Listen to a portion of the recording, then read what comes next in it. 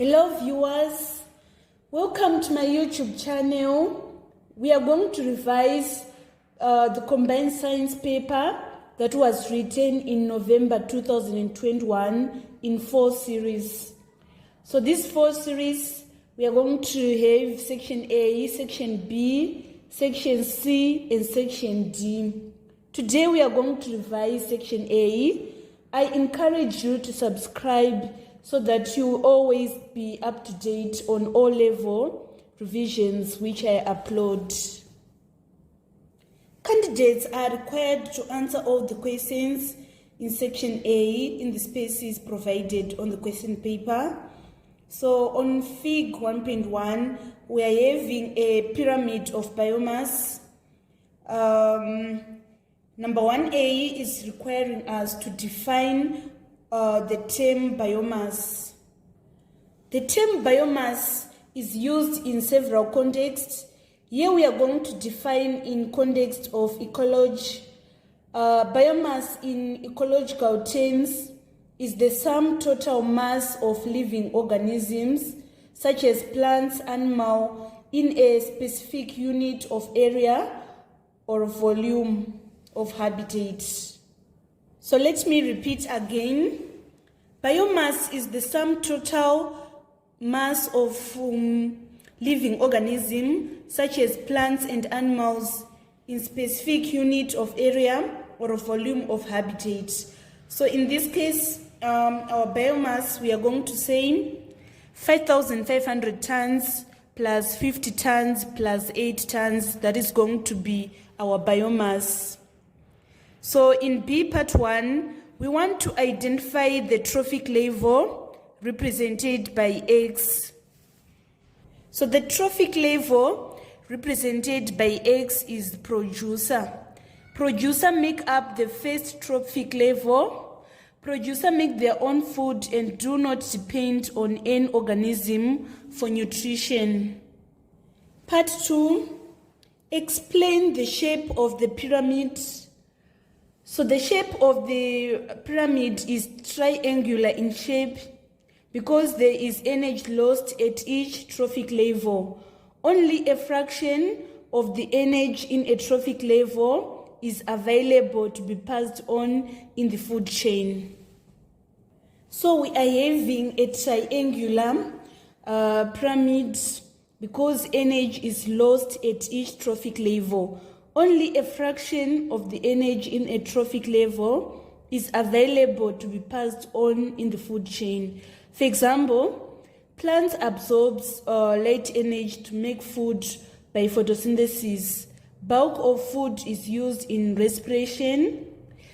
On the other hand, the food is lost when leaves fall in autumn. Only food stored in plant at the time is eaten by the herbivore, and the herbivore will respire and excrete, getting rid of much of the energy. Only less energy will be available when herbivore is eaten by the carnivore. Then on part 3, we want to name the form of energy received by X. So the producer receives light energy from the sun. This light energy is trapped by green pigment, which is known as chlorophyll. Let us move on to the next question. Part 4, state giving a reason the effect of decreasing the biomass of X on Z. So everything is dependent on the bottom level. If the number of producers decreases, all other trophic levels of ecosystem would reduce in size relative to the change on the bottom level. So in other words, we are saying decreasing biomass of X causes decrease of biomass on Z, because decrease in producers means decrease in food for primary consumer and decrease of primary consumers for secondary consumers to feed on. Let us move on to number 2A. Write a word equation for anaerobic respiration in mammals. So we need to see the keywords here. The first keyword is word equation, which means we are not going to write it as a chemical equation. The second keyword is anaerobic respiration, which means that the respiration is occurring in the absence of oxygen. And then the last keyword is mammals, which means that it is not occurring in yeast cells but in mammals. So first I'm going to explain what causes anaerobic respiration to occur. It occurs in muscle cells during intense physical activity, which result in more demand of energy exceeding the supply of oxygen. So in aerobic respiration, we are having glucose being converted to lactic acid and water. That lactic acid is later turned into carbon dioxide to avoid it accumulating in the muscles. Part B, describe how plants are adapted to reduce water loss due to transpiration. If you follow my tutorials, we discussed about this in specimen paper 2018 number 9B. So the first adaptation which we are going to describe is that they have thick cuticle on leaves to lower the transpiration rate. Leaves roll up on bright sun day to hide stomata inside, blocking direct contact of stomata with bright sun, reducing the rate of transpiration. There are certain leaves in which the stomata are found only on the lower surface leaves. Lower surface is not direct contact with bright sun compared to the upper surface of the leaf. So the rate of transpiration at lower surface of the leaf is going to be lower than at the upper surface of the leaf. By doing that, they are reducing transpiration. And also, we have other plants that are found in deserts. They have spines, which is minzwa in shona, instead of leaves, to decrease the surface area for transpiration. And then on part C, we want to relate the structure of a blood capillary to its function. So capillaries have very thin walls that are only 1 cell thick. This allows carbon dioxide, oxygen, and nutrients to diffuse between cells and vessels. They carry blood at a very low pressure, so they don't need any muscular walls. So let me repeat again to explain how the structure of blood capillary is related to its function.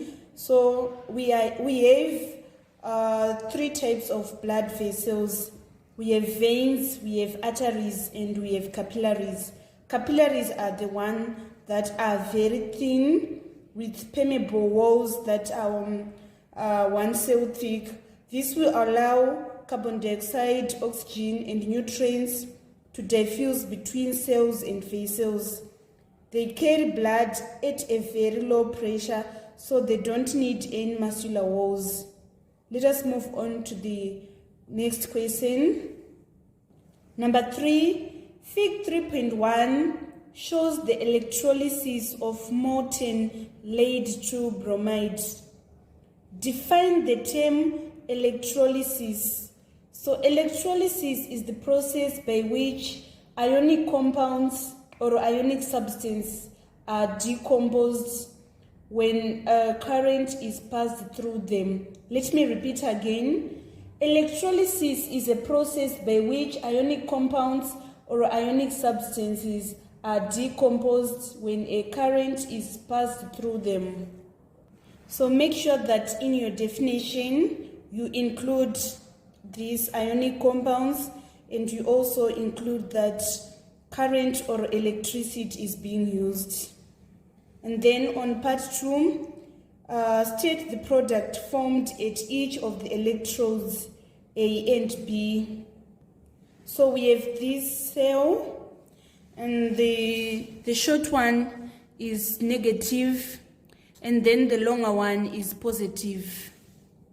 So you should know where your cathode is and where your anode is. So the cathode is going to be at the negative, whilst the anode is at the positive. When lead-2 bromide undergoes electrolysis, lead-2 ions undergo reduction, where it is going to gain electrons in cathode and become molten lead. So at A, we are having molten lead being formed. We have lead-2 ions being converted to give us molten lead. So we are saying this, the lead-2 ions, they are going to react with 2 electrons in order to form a lead which is going to be in molten state. So at A, which is the cathode, we are having a molten lead metal being formed. And then at anode, we are having bromide being converted to bromine gas. So this is the reaction that is occurring. We have 2 bromides being converted into bromine gas plus 2 electrons. So let me repeat the explanation again for you to understand.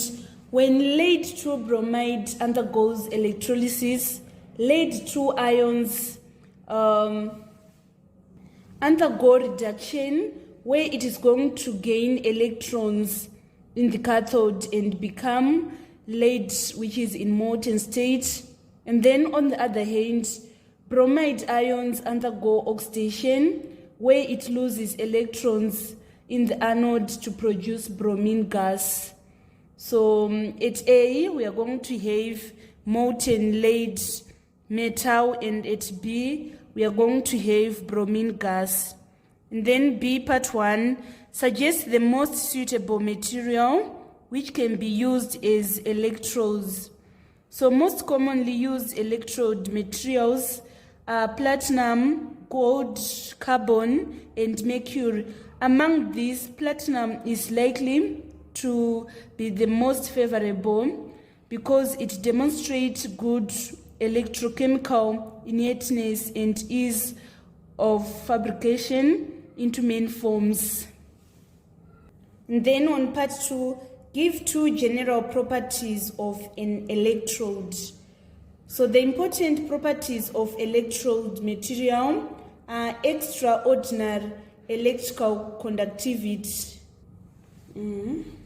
corrosion resistance, highly effective specific surface area, chemical and thermal stability. So these are the general properties of an electrode. Let us move on to the next question. Part C, state N1 reason for plating iron. It is better to electroplate iron with some other metals such as silver so as to prevent it from rusting. Iron corrodes in the presence of moisture and oxygen, so it is better to electroplate it so that we prevent it from corrosion. Let us move on to 4A. 2 reactions A and B are shown below. We are having iron plus sulfur in order to get iron sulfide, and then we are having sugar plus water to have sugar solution. Part 1. Name a process which can be used to obtain pure water from the sugar solution. So simple distillation can be used to obtain pure water from a solution of sugar in water. During distillation, water is evaporated by heating, The evaporated water vapor are condensed and collected in the receiving flask. So we are going to write simple distillation as our answer on B part 1. Part 2, state the reaction A or B in which there is a physical change. So we are going to observe the physical change in B. Dissolving sugar in water is a physical change because sugar molecules are dispersed within the water, but the individual sugar molecules are unchanged. A is an example of a chemical change because the product which we are obtaining is completely different from the reactant. So we are going to take B as our answer on A part 2.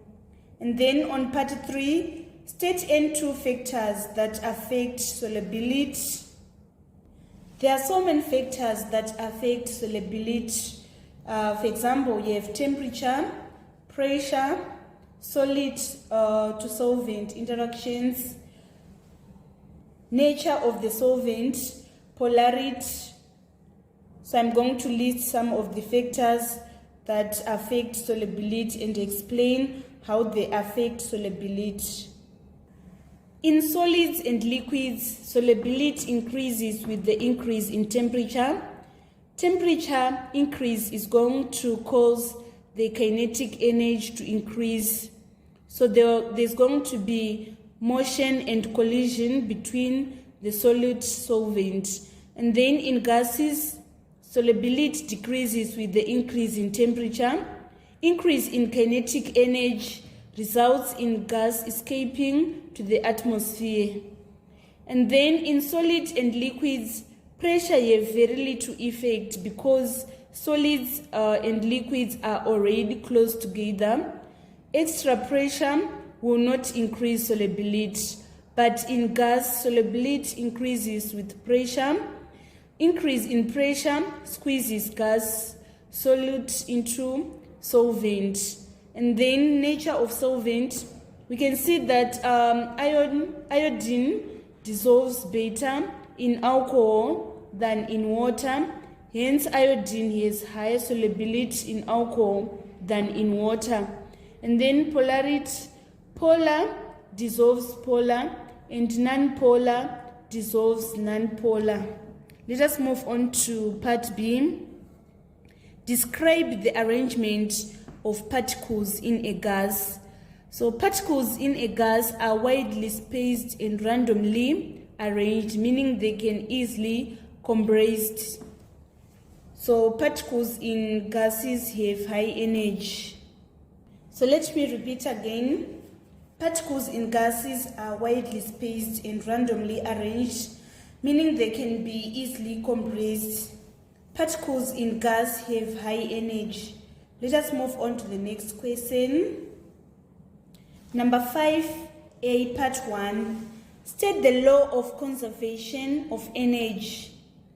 Amount of energy is neither created nor destroyed, but it is converted from one form of energy to another. Part 2. Write the energy conversion in a stretched catapult, which is Reichen in Shona. So we are having elastic potential energy stored in stretched rubber band being converted to kinetic energy. Part B, describe the Hwange thermal power generation. So this is what happens at Hwange. The hot core boils water to produce steam, which powers the turbines to turn on the generator, which then produces electricity that will be transferred to the different parts of the country. The thermal power stations use steam to drive generators. State the formula for calculating pressure in liquids. So pressure in liquids is equals to density times gravity times height of the liquid or the depth of the liquid. So it is summarized as follows. We have our pressure, which is equals to density times gravity times height. So we summarize this by writing this symbol times the G times H. So this is the formula for calculating pressure. And then on part 2, calculate the pressure exerted by 1.5 meter column of water, given that its density is 1,200 kgs per cubic meters. So the acceleration due to gravity is going to be 10 meters per second squared. So we are going to say pressure is equals to density. The density is 1,200 times gravity. We are going to take this 10, and then the height, we are going to take this 1.5 meters. So if we say 1,200 times 10 times 1.5, we are going to obtain 18,000, and the units of pressure is pascals. That is how we calculate the pressure of the liquid. Let us move on to the next question. Part B, Fig 6.1 shows a model of a siphon being used to drain a liquid. Give 2 conditions that enable the siphon to work. So first of all, I'm going to define what is a siphon. It is a tube that is used to drain out liquid from a container. It requires no force to drive the liquid. So the conditions that enable the siphon to work is, first, the height of the upper leg must be less than the atmospheric pressure. And the second condition, the outlet of the down leg must be below the surface of the upper reservoir. And then finally, we are required to describe how the siphon works. When a certain amount of water moves over the bend in the siphon, gravity pulls it down on the long leg and lower the atmospheric pressure in the bend of siphon. So atmospheric pressure on the other side becomes stronger and forces the rest of water up and over the bend in the siphon. Let me explain again. When a certain amount of water moves the bend in the siphon, gravity pulls it down on the long leg and lower atmospheric pressure, and on the other side, the atmospheric pressure becomes stronger and forces the rest of water up and over the bend in the siphon. This marks the end of our tutorial today on section A. Let us meet on the next section, which is section B. This is Eve signing out.